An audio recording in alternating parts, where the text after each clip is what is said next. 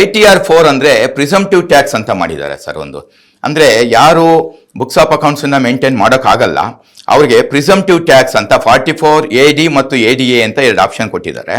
ಅದರಲ್ಲಿ ಉದಾಹರಣೆಗೆ ನಾನು ಒಬ್ಬ ಪ್ರೊಫೆಷನ್ನು, ನನಗೆ ಬುಕ್ಸ್ ಆಫ್ ಅಕೌಂಟ್ಸ್ ಮಾಡಲಿಕ್ಕೆ ಆಗೋದಿಲ್ಲ. ಆದ್ದರಿಂದ ನನ್ನ ಓವರ್ ಆಲ್ ಇನ್ಕಮಲ್ಲಿ ಮಿನಿಮಮ್ 50% ನಾನು ಇನ್ಕಮ್ ಅಂತ ಕನ್ಸಿಡರ್ ಮಾಡಿ ನಾನು ಫೈಲ್ ಮಾಡಿದಾಗ ನನಗೆ ಯಾವುದೇ ಬುಕ್ಸ್ ಆಫ್ ಅಕೌಂಟ್ಸನ್ನ ಇನ್ಕಮ್ ಟ್ಯಾಕ್ಸ್ ಕೇಳೋದಿಲ್ಲ.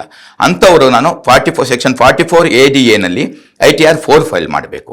ಅದೇ ಬಿಸ್ನೆಸ್ಗೆ ಸಂಬಂಧಪಟ್ಟಾಗ ಈಗ ನಾನೇನೇ ಬಿಸ್ನೆಸ್ಗೆ ಸಂಬಂಧಪಟ್ಟವ್ರು ಏನಾದರೂ ಮಾಡಬೇಕಾದ್ರೆ 44 AD ಸೇಮ್ ITR 4 ಅವರು ಕ್ಯಾಶಿಂದ HK ಟ್ರಾನ್ಸಾಕ್ಷನ್ಸ್ ಏನಾದರೂ ಮಾಡಿದರೆ ಮಿನಿಮಮ್ 8% ಅವರ ಟರ್ನ್ ಓವರಲ್ಲಿ ಆದಾಯ ತೋರಿಸ್ಬೇಕು.